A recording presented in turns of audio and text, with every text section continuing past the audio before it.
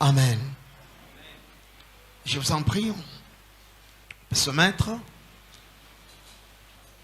dans le premier texte.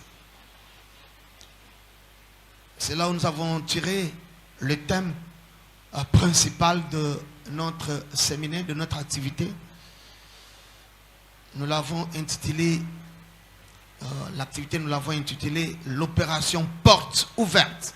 Et le thème, il était intitulé je mis devant toi une porte ouverte. Je mis devant toi une porte ouverte. Le Seigneur est en train de dire à l'église de Philadelphie que j'ai mis devant toi une porte ouverte. Tu la verras et tu vas la découvrir, mais également tu vas la vivre.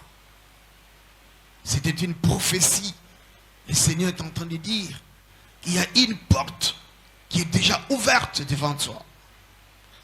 En fait, Jésus-Christ était en train de faire des éloges à cette église de Philadelphie. Des paroles de louange ont été dites par Christ même en faveur de Philadelphie. Et cette église qui était composée de croyants qui étaient fidèles. Le Seigneur les a trouvés fidèles à cause de leur fidélité.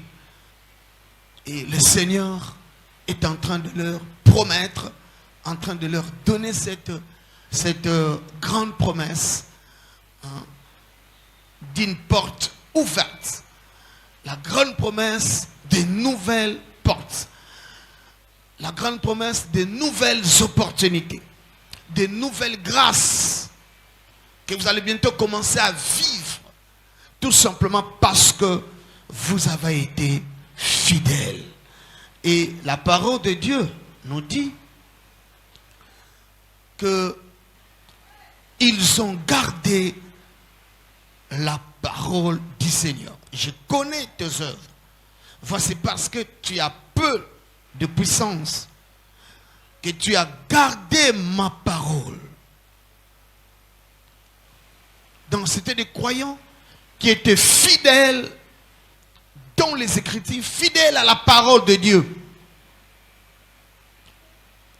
Fidèles aussi à leur Seigneur.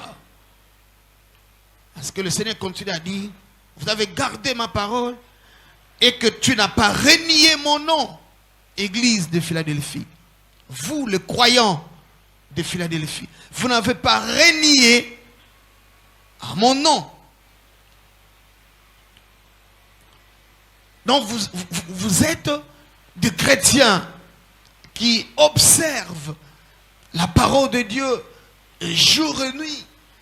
Mais vous marchez selon les Écritures, selon la parole de Dieu. Vous observez les Écritures.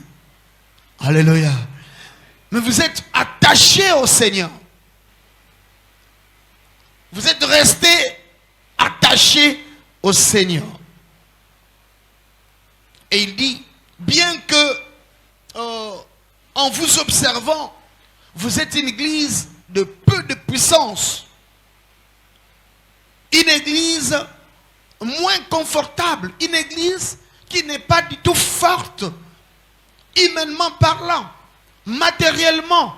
Peut-être financièrement. Peut-être qu'ils étaient encore, comme c'est le cas de plusieurs églises aujourd'hui, peut-être qu'ils étaient encore en location. Une église avec peu de puissance. Vous savez, lorsqu'on n'a pas assez de moyens, on n'est pas fort. Hein?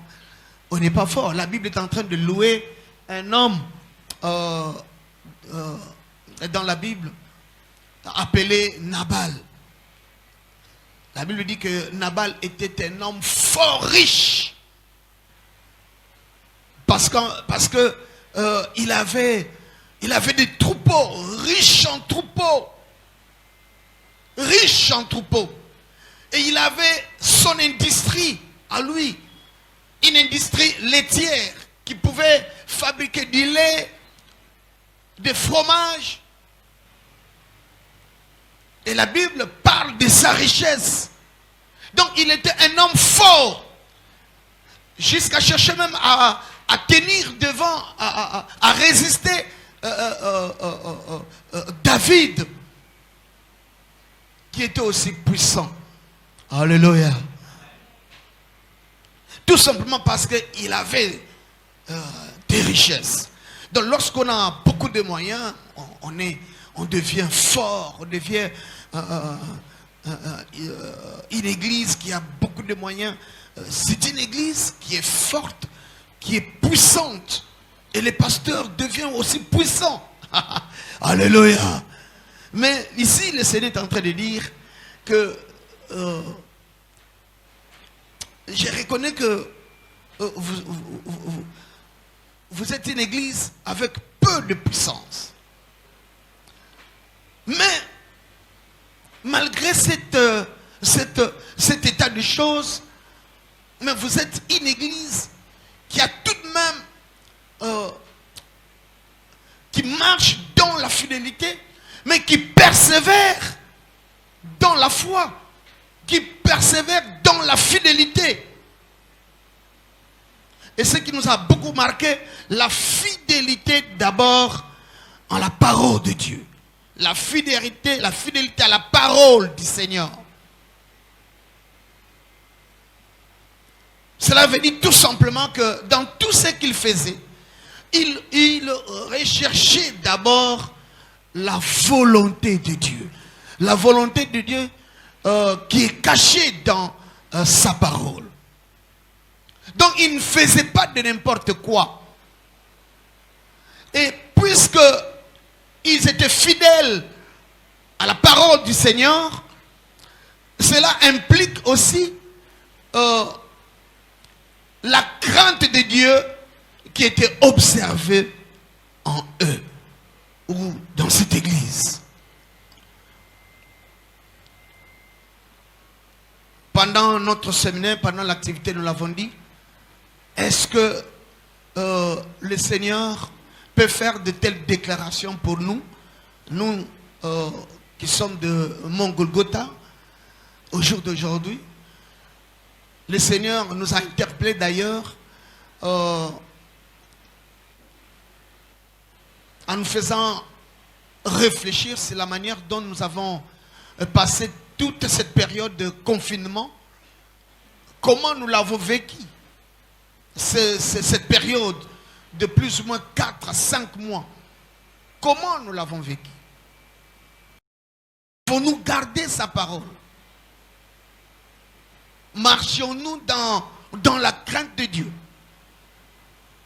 Est-ce que le Seigneur peut témoigner, peut rendre un bon témoignage en faveur de nous, de Golgotha, les chrétiens d'aujourd'hui?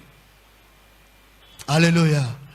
Est-ce que nous sommes en mesure de pouvoir observer la fidélité à la parole de Dieu, de demeurer dans les Écritures, de faire ce que les Écritures nous demandent de faire?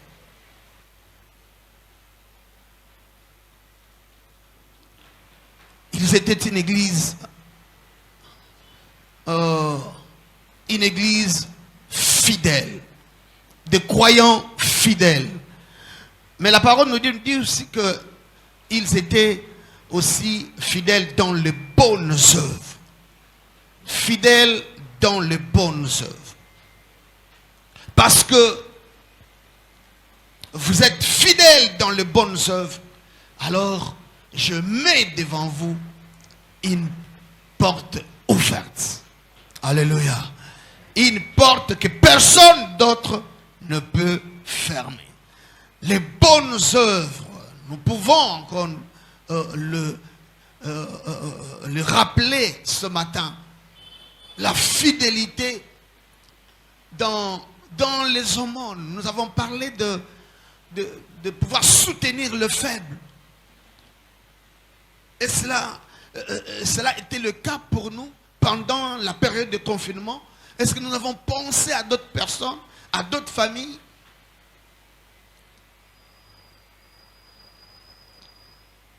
Et on a toujours, comme le Christ l'a dit, le Seigneur l'a dit, nous avons toujours les pauvres au milieu de nous.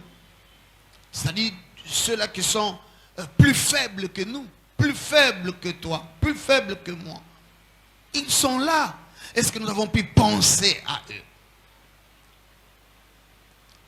Mais cette église qui s'appelle Philadelphie, c'est une église qui marchait déjà dans cette voie de bonnes œuvres. Hein? Tel était son nom. L'amour fraternel. Philadelphie qui veut dire tout simplement l'amour fraternel. L'amour entre frères. Ils étaient doués dans cet aspect des choses. Hein, faire les bonnes œuvres. Mais soutenir aussi l'église. Fidèle dans les offrandes. Fidèle dans les dîmes. Peu importe la période que nous pouvons traverser. Peu importe les circonstances, hein, qui émanent notre vie de tous les jours. Peu importe. Il n'y a pas une seule situation qui peut nous empêcher de ne pas offrir à Dieu. De ne pas apporter la dîme dans la maison du Seigneur. Comment ça peut se faire que pendant toute une période de 5 mois, mais tu n'as pas pensé à l'église, à ton église. Tu n'as pas pensé à ton Dieu.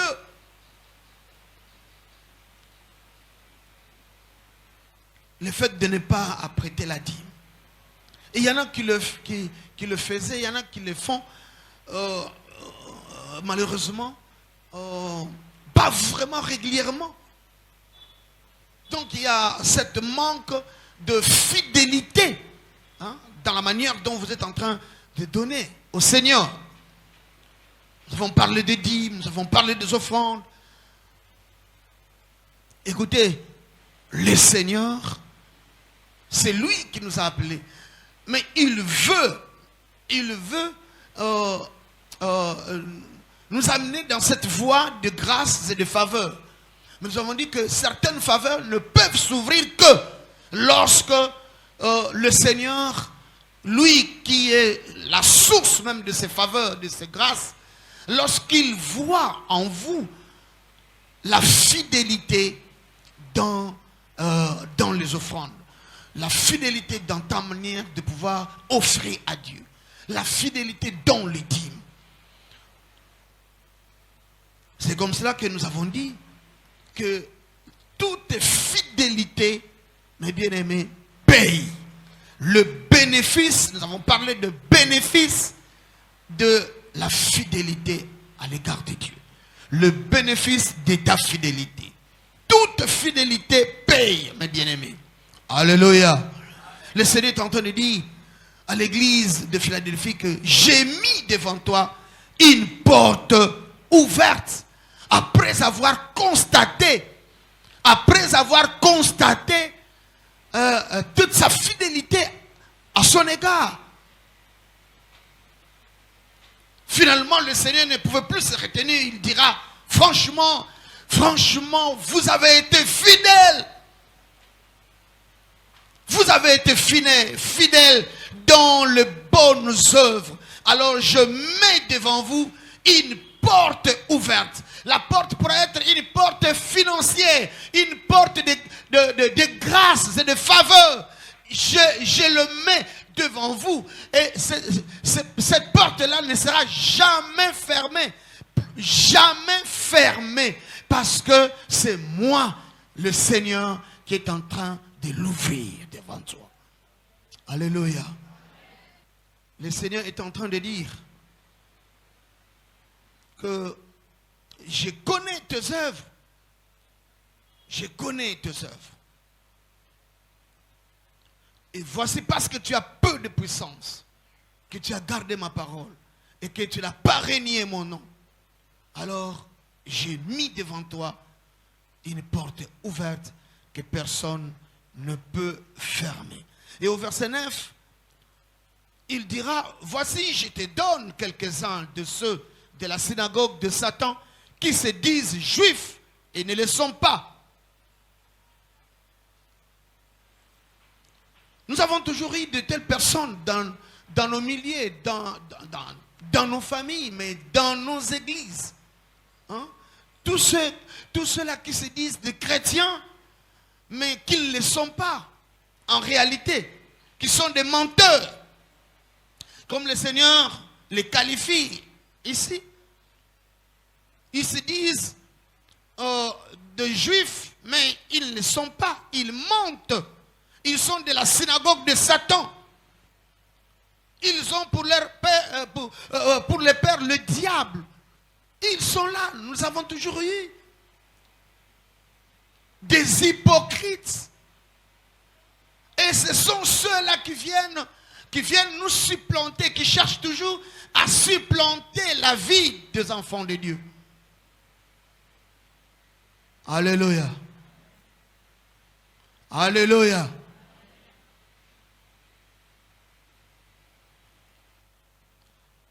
Et le Seigneur dira, parce qu'ils sont des hypocrites, ils sont de Satan, et ils ont cherché à vous supplanter, mais désormais, vous allez commencer à les dominer. Alléluia. Vous allez dominer sur eux. Donc le Seigneur ouvre une porte de domination. Alléluia.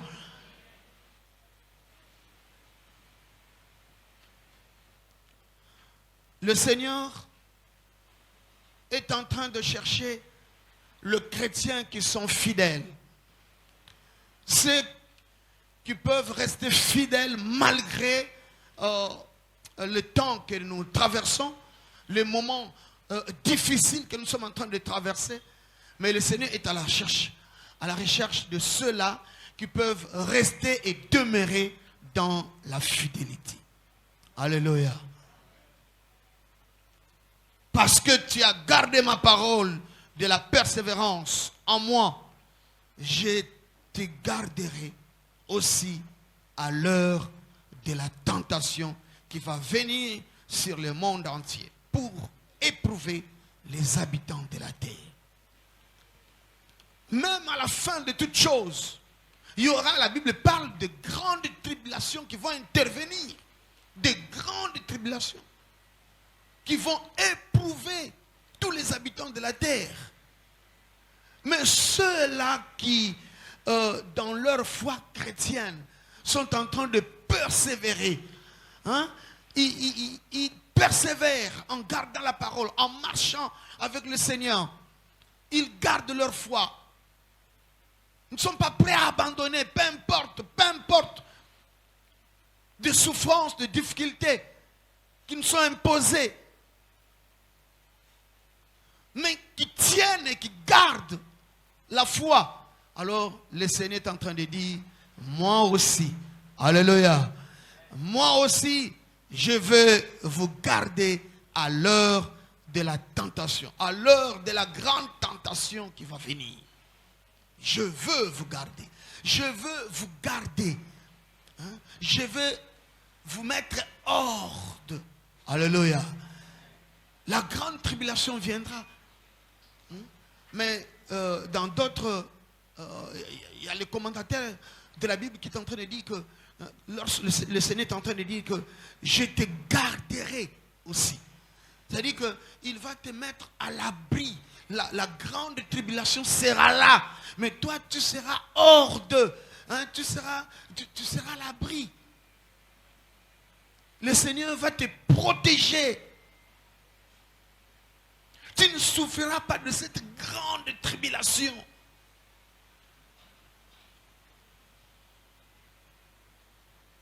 Alléluia. Et c'est lui qui vaincra. Le Seigneur dit que je ferai de lui une colonne dans le temple de mon Dieu. Une colonne.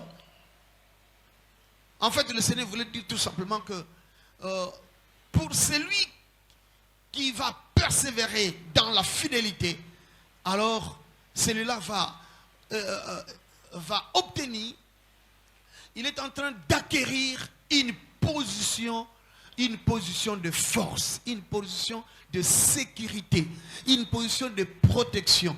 Lorsqu'on est une colonne dans la maison de Dieu, c'est-à-dire que tu deviens fort et personne ne peut venir te bousculer. Hein? Tu acquiers une position de sécurité. Alléluia. Une position de force. Dans la maison de Dieu, dans le temple du Seigneur. Cela est une porte de sécurité qui vous est ouverte par le Seigneur à cause de votre fidélité. À cause de votre foi.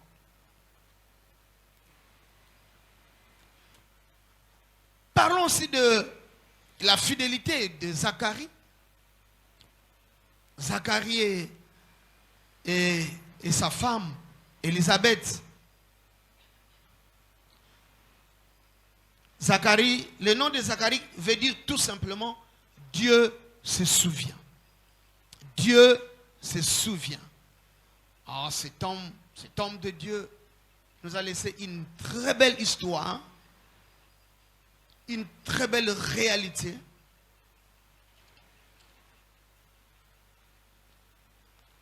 À travers laquelle nous pouvons encore être bénis en ce jour. Zacharie veut dire tout simplement Dieu se souvient. Et sa femme, la Bible dit que il était sacrificateur de la classe d'Abia et sa femme était entre les filles d'Aaron et s'appelait Élisabeth.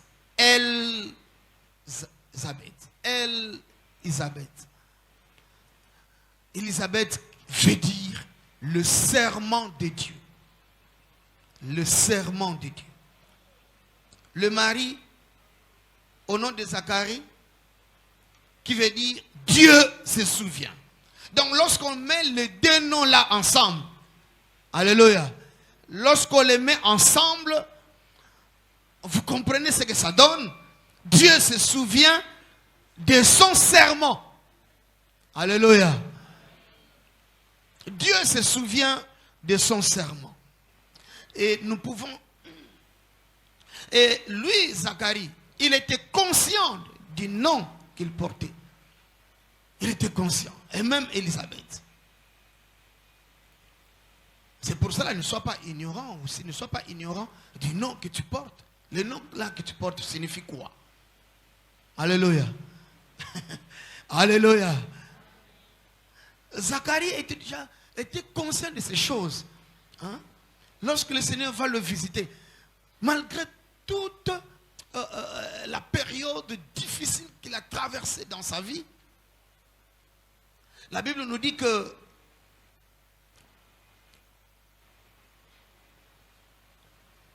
ils étaient en couple, mais un couple qui n'avait pas d'enfant. Un couple qui n'avait pas d'enfant. Tout simplement parce que Dieu avait fait que Élisabeth soit stérile. Élisabeth était stérile. Et ils ont passé en tout cas une bonne période de stérilité sans avoir d'enfant. Sans avoir d'enfant. Et la Bible nous précise que tous deux étaient avancés en âge. Alléluia. Ils n'avaient point d'enfant parce qu'Élisabeth était stérile et ils étaient l'un et l'autre avancés en âge. Vieux et vieilles. Alléluia. Voilà un peu l'expérience de leur vie. Ils se sont mariés un jour. Ils étaient de jeunes gens, jeunes garçons, jeunes filles. Et puis finalement, il y a 10 années qui s'est passé. ils vont devenir de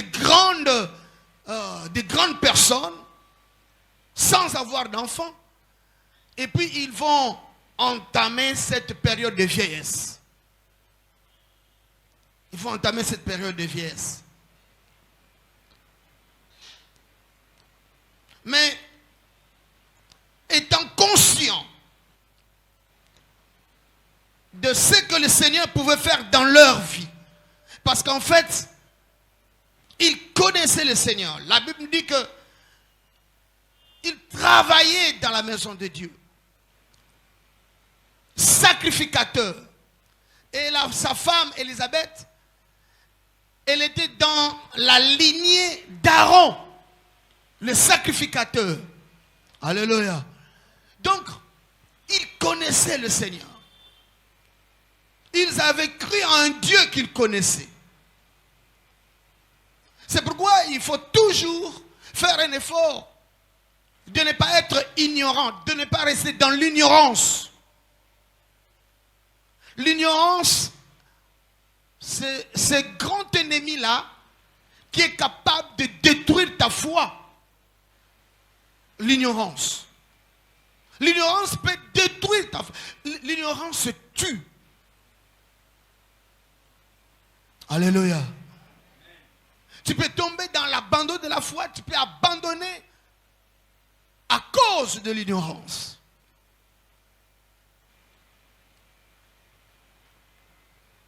Vous allez quitter le Seigneur pour aller ailleurs, aller chercher une solution ailleurs, alors que vous êtes en train de la laisser là, auprès du Seigneur. C'est lui qui vous a appelé, c'est lui que vous servez. Des fois, vous pouvez l'abandonner à quelques mètres près, à quelques jours, à quelques semaines de l'exaucement de Dieu.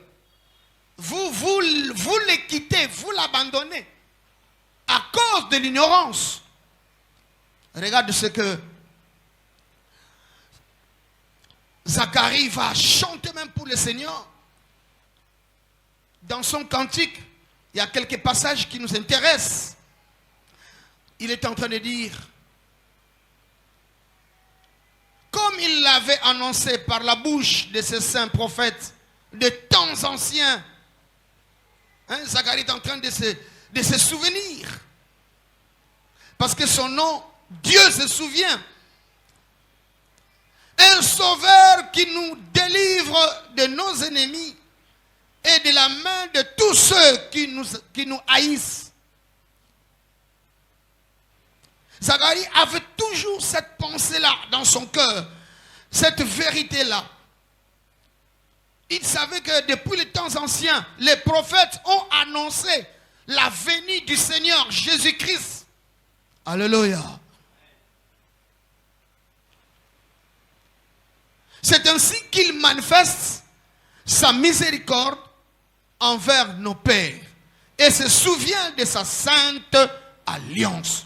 Et se souvient de sa sainte alliance, selon le serment par lequel il avait juré à Abraham, notre père. Alléluia. Il est conscient que Abraham, c'est son père de la foi. Et il ne pouvait que marcher dans cette attitude-là de la fidélité en Dieu, de l'attachement au Seigneur. C'est qu'a fait Abraham.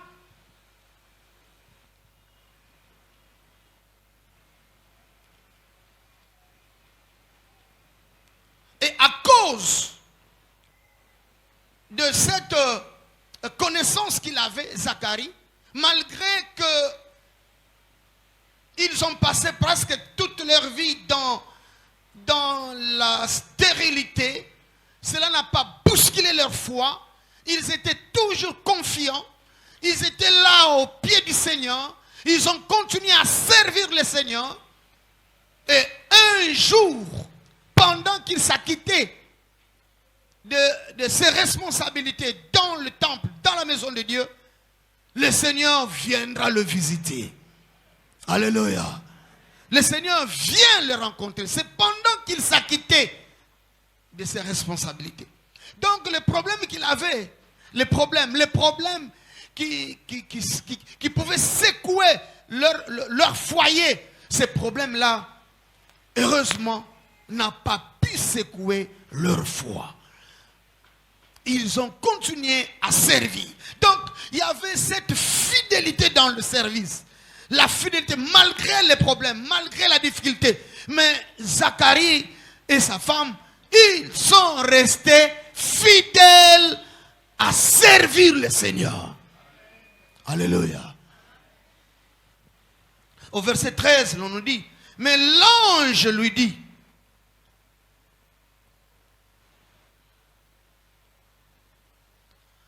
en fait, pendant qu'il s'acquittait de ses fonctions devant Dieu, selon le tour de sa classe, il y a l'ange qui va apparaître. Et puis, l'ange lui dira au verset 13, ne crains point, Zacharie, car ta prière a été exaucée. Alléluia. Ta prière a été exaucée. C'est dans le passé. Donc, toutes les prières qu'il faisait là. Alléluia. Tout un ange vient pour l'annoncer, pour lui annoncer cette bonne nouvelle, qu'il y a une porte de fécondité qui est ouverte devant vous. Alléluia. La fidélité est capable d'ouvrir même cette porte de fécondité. Une porte qui était longtemps fermée. La porte de fécondité. La porte de fertilité. Il y en a qui souffrent de la fertilité, de l'infertilité. Il y en a qui souffrent de ça. Tout ce qu'il pourra entreprendre ne peut pas bien produire parce qu'il y a de l'infertilité. Il y en a qui ne peuvent pas produire. Alléluia. Mais Zacharie savait qu'il y a une promesse qui a été faite depuis les temps anciens. Même à la création, Dieu a dit soyez féconds. Donc même quand l'âge, Zacharie avançait en âge, mais il ne s'inquiétait pas.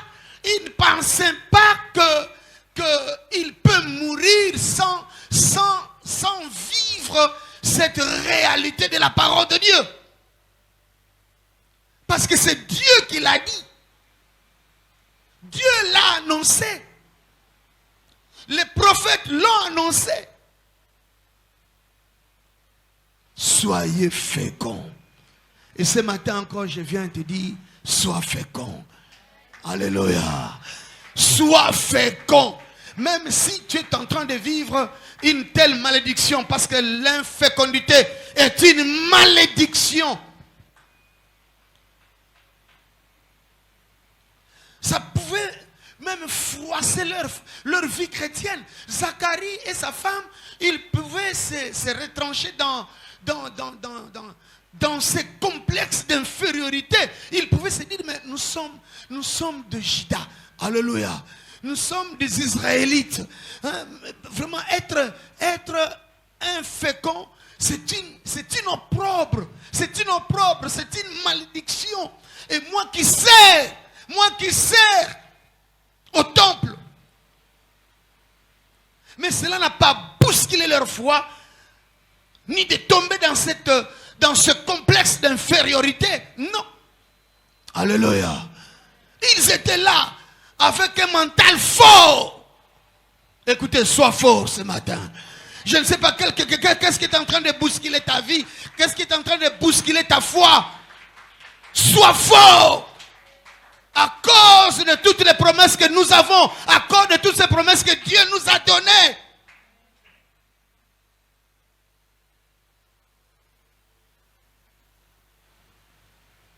Il y a des gens qui, même quand ils sortent de leur maison, des fois, même ceux de la maison ne savent pas que tu vas prier quelque part. ceux de la parcelle ne savent même pas que toi tu pries quelque part. Et tu n'aimes même pas que les gens le sachent. Tu es en train de souffrir de ce complexe-là. Parce que tout le monde constate que tu es en train de mener une vie là trop bizarre. C'est cette vie-là que ceux-là qui ne connaissent pas Dieu, qui ne connaissent pas le Seigneur, peuvent vivre. Mais pas un enfant de Dieu. Il y a toujours cette pensée-là. L'ennemi vient avec cette pensée-là te dire que toi, tu te dis enfant de Dieu, mais regarde la vie que tu es en train de mener là. Et tu es prêt même à abandonner. Alléluia. Mais le Seigneur qui guérit même nos blessures intérieures, il est en train de te guérir. Alléluia. Il est en train de te guérir. Il y en a qui se disent, mais pourquoi moi, malade, de temps en temps, malade, alors que je prie, alors que je suis enfant de Dieu. Non, Zacharie n'est pas tombé dans ce piège-là de l'ennemi. Il était fort. Alléluia. Et ce qui m'intéresse encore, il a été fidèle dans le service, sa fidélité pour servir Dieu, mais également sa fidélité dans la crainte de Dieu, mais également sa fidélité dans la prière. Car ta prière a été exaucée. Car ta prière a été exaucée. Le bénéfice de la fidélité dans la prière. Lorsque tu pries, n'abandonne pas. Lorsque tu pries, n'abandonne pas. Lorsque tu pries, tu es en train de jeûner. Continue à jeûner. Continue à prier. Continue. Parce que cette fidélité va toujours payer un jour. Alléluia. D'où une porte va s'ouvrir devant lui. Et une porte que personne d'autre ne pouvait fermer. Personne.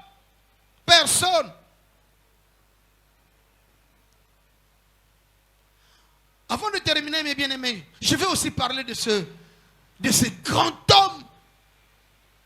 Ce grand homme de la foi, qui est notre Père de la foi. Dans Genèse 21. Genèse 21. Oh. Nous ne pouvons pas terminer à parler de la fidélité, de cette grande leçon de la fidélité sans avoir évoqué Abraham, qui est le père de la foi. C'est lui notre modèle, c'est lui notre référence. Genèse 21. La Bible nous dit, regarde comment ça commence. Au verset 1er, le chapitre 21. La naissance d'Isaac. Le premier verset. L'Éternel se souvint. Alléluia. L'Éternel se souvint. Écoutez, bien-aimés dans le Seigneur, que personne ne te trompe, que l'ennemi ne te trompe jamais. L'Éternel se souviendra toujours de toutes ces promesses qu'il t'avait faites. Un jour, ça va payer. Le Seigneur se souviendra. L'Éternel se souvint de ce qu'il avait dit à Sarah. Et l'Éternel accomplit pour Sarah ce qu'il avait promis. Sarah devint enceinte et elle enfantant un fils à Abraham dans sa vieillesse, au temps fixé dont Dieu lui avait parlé. Alléluia. Bien-aimé, reste fidèle. Reste fidèle. Au verset 5, on nous dit, Abraham était âgé de 100 ans à la naissance d'Isaac, son fils. Et Sarah, lui, avait au moins 90 ans dans sa vieillesse. Alléluia.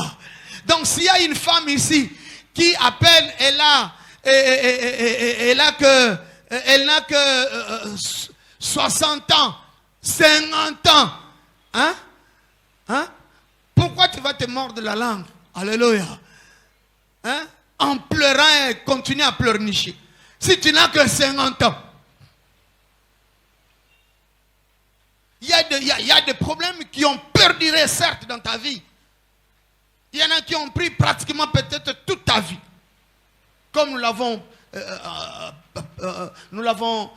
dit le vendredi là, hein, le jour de prière. Hein. Il y a des gens là qui ont passé presque toute leur vie sans se réjouir, sans la joie. Sans la joie, sans se réjouir. Pratiquement toute leur vie. Mais nous avons dit que la joie, c'est dans la vie que Dieu donne.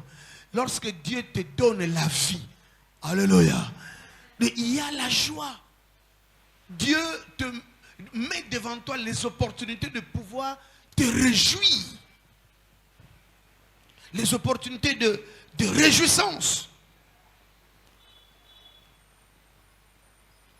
Et Sarah ajouta, Dieu m'a fait un sujet de rire. Quiconque l'apprendra rira de moi. Elle ajouta, qui aurait dit à Abraham, Sarah allaitera des enfants? Nani? Hein? Nani koloba lisusu ke Sarah ako melisa kabana. Nani ako koloba lisusu? Hein? Pendant qu'elle avait déjà des plis, des rides partout.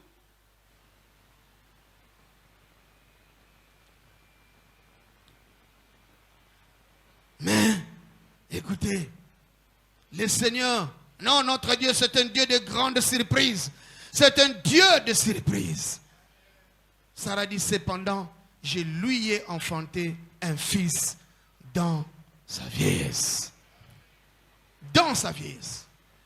Abraham, il a eu son fils dans la vieillesse. Oh. Nzambe est capable. Il est capable. Hein? Il est capable. Tous ces saints-là qui étaient totalement décomposés, mais ces saints-là ne pouvaient pas aller dans la terre, retourner dans la terre sans avoir allaité. Alléluia! C'est le miracle de Dieu. De grandes portes sont ouvertes lorsque nous nous engageons dans la voie de la fidélité. Le père de la foi, il l'est devenu. Pourquoi et comment? C'est à cause de son attachement au Seigneur. À cause de son attachement. La fidélité, la fidélité, c'est cet attachement-là. Lorsqu'on s'engage à s'attacher aux promesses. Attache-toi aux promesses données. C'est ça la fidélité. Et Abraham était à cette école-là. Et il avait remporté. Il avait gagné. Et il est sorti de cette école-là haut les mains avec une grande distinction. Alléluia. Bien-aimé dans le Seigneur, notre fidélité, lorsqu'on est fidèle, engage-toi à rester fidèle, à être fidèle. La fidélité, ne sois pas de ce genre de gens qui changent de temps à autre, qui changent des attitudes, qui sont bousculés, qu'on peut bousculer de temps à autre, qu'on peut bouger. Hein? Non, sois ferme, reste ferme, sois celui qui est en train de persévérer. Hein? Parce que tu t'attaches, tu es accroché aux promesses. Et lorsque la fidélité est engagée, alors cette fidélité devient la main du Seigneur. Cette fidélité devient même la main du Seigneur, la main même de miracle. Hein? Le Seigneur veut et peut intervenir à cause de cette fidélité qu'il trouve en toi. En fait, notre fidélité donne la possibilité à Dieu de pouvoir élargir sa main et faire quelque chose. Donc nous devons nous lever dans cet engagement-là de rester fidèle à Dieu, fidèle dans la parole de Dieu, fidèle dans les promesses. Hein? Alléluia. Fidèle à servir le Seigneur, fidèle dans la prière, fidèle dans la parole de Dieu, fidèle, hein, fidèle dans cette marche de crainte de Dieu, hein, fidèle dans notre façon de donner au Seigneur la fidélité, la fidélité, la fidélité. Et la fidélité a des bénéfices. Les bénéfices de la fidélité, c'est toutes ces portes que le Seigneur est en train d'ouvrir devant toi. Les portes longtemps fermées, mais le Seigneur veut les ouvrir devant toi pour que tu puisses en jouir. Que le Seigneur bénisse sa parole au nom du Seigneur.